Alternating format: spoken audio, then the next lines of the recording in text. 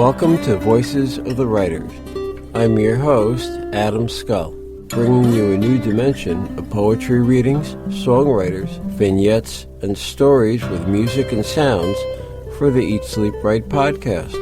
Discover new writers. Learn about their huge body of work on Eat, Sleep, Write.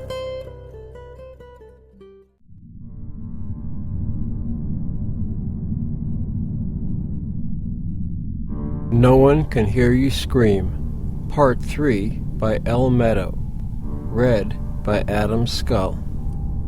Captain Van Decker reluctantly accepted Manny Pilkin as a passenger on his freighter, the Dutchman. His gambling debts did not allow Van Decker to be selective about paying passengers, which forced him to ignore the inner voice screaming, "Danger!" During the voyage through the Andromeda system, a mysterious invisible entity had killed the passengers one by one, and now Captain Van Decker is the last person alive. Not expecting to survive, he changed course and set the autopilot to take his ship into the Andromeda Sun to exact a posthumous revenge on the murderous entity on board his ship. Van Decker then broadcast a message giving details of events, not expecting anyone to receive the signal immediately. A freighter, making the same run to Andromeda 4, brought unexpected rescuers to his aid. Believing Captain Van Decker to be insane, the would-be rescuers locked him in sickbay, but when the entity kills one of their crew, he is the only one they can turn to for help. "Captain Van Decker! Captain Van Decker!" the fat freight captain huffed as he chased after me. I was on my way to the bridge. I wanted my ship back on autopilot and back on course for the Andromeda Sun. I wanted these idiots off my ship. I stopped abruptly as I suddenly realized what I wanted. I wanted to kill the enemy that had so mercilessly decimated my passengers and crew. I'm not a violent man. I have never wanted to fight my way out, all guns blazing, in a last-ditch do-or-die act of insanity they call heroic after you die. But now, I wasn't going to fly my ship meekly into the sun in a passive-aggressive, liver-lilied act of revenge. I was going to fight. The fat freight captain huffed behind me. I ignored him, turned sharply on my heel, and stormed past him on my way back to the cargo bay. If I was going to fight, I needed weapons. I knew the mercenaries had filled half the storage space in the cargo bay with crates. Although the manifest had not listed weapons amongst the inventory, I knew mercenaries, and I knew these crates did not contain the innocuous supplies they had listed. In the cargo bay, I used the winch to reach the mercenaries' containers. I opened the first one and searched the contents. Nothing. I threw open the lid on the second container and, bingo, I hit the motherlode. "What are you doing?" asked the freight captain. I looked at him. "What does it look like I'm doing?" "Getting guns," he said, stating the obvious. "I'm going to kill it," I said. "How?" he asked. I hefted a laser rifle. "I don't know, but I'm going to try. Are you with me?" He hesitated. "Look, what is your name?" "We haven't been formally introduced, either before or after you hit me on the head." "Captain Nikolai Abramovich," he said, offering a small salute. "And you are Captain Van Decker." "Jack Van Decker," I said. "So are we going to fight this thing or not?" "What is it?" Nikolai asked. "I don't know. An entity that is invisible to all sensors. I've scanned this ship 1,000 times looking for it." "Then how are you going to kill it with that thing?" He pointed at the laser rifle. I looked at it. "I don't know." I threw the gun back and kicked the crate. Hard. Too hard. I hopped around, cursing. Damn it all. Son of a... I don't know. I kicked the crate again. It killed every one of my passengers and crew. I don't know why it didn't kill me. Hasn't killed me. I was going to let the autopilot take my ship into the sun, but now I want to kill it myself. I surprised myself with my ferocity. Come, Jack, Nikolai said. This has been a great strain for you. We need a plan. We need to find out everything you know and make a plan. Come. I stood irresolute for a moment. The anger that had impelled me to get weapons from the mercenary supplies drained out of me. Fine. Yes, I said.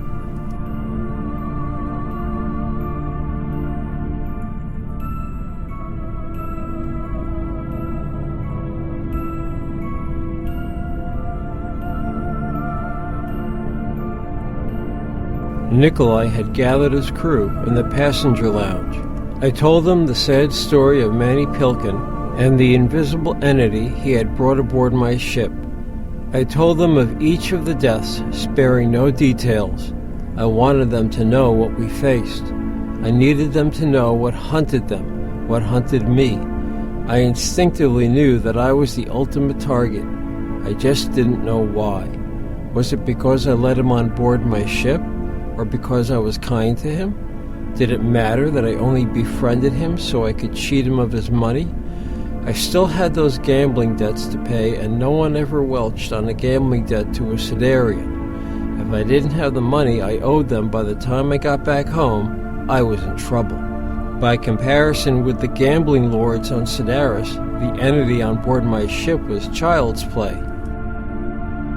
Now, if only I could make a plan that would enable me to survive long enough to sell the cargo on board if I skipped docking at Andromeda Station and headed over to Novus Quadrant.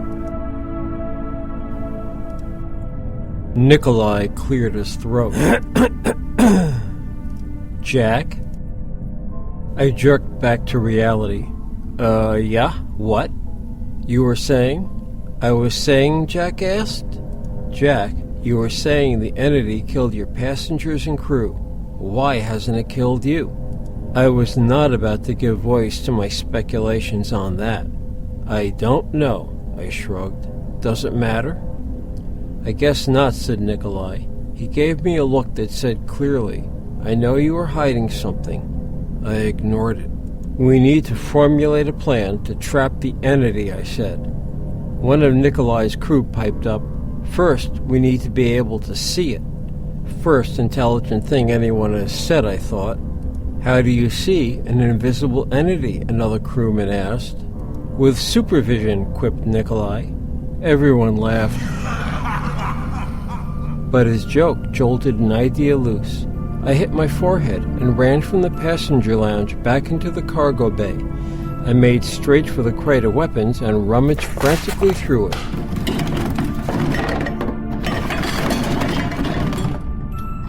The mercenaries had to have one. No self-respecting merchant of death for hire would be caught dead without a Voltropian spectroscope laser sight. I remembered a drunken conversation over a friendly poker game with a Voltrope about hunting snurks in the marshes of Voltropia. Snurks, he had insisted, were invisible predators only found on Voltropia. We had laughed at him, bought him another round of drinks, and taken all his money with the next two hands. Now I regretted not listening more closely to his attempt to verify the existence of snurks by explaining the special settings on all Voltropian spectroscopes. I found the spectroscope and tore off the cover. Now, what did he say? I replayed the conversation in my mind. Eidetic memory isn't only useful for counting cards. This was one of the many times I thanked the gods for it. I have a plan, I said, when Nikolai and the crew caught up with me in the cargo bay. I clicked the spectroscope into place on the laser rifle and smiled beatifically as I raised it and sighted down the scope. I had remembered the instructions perfectly.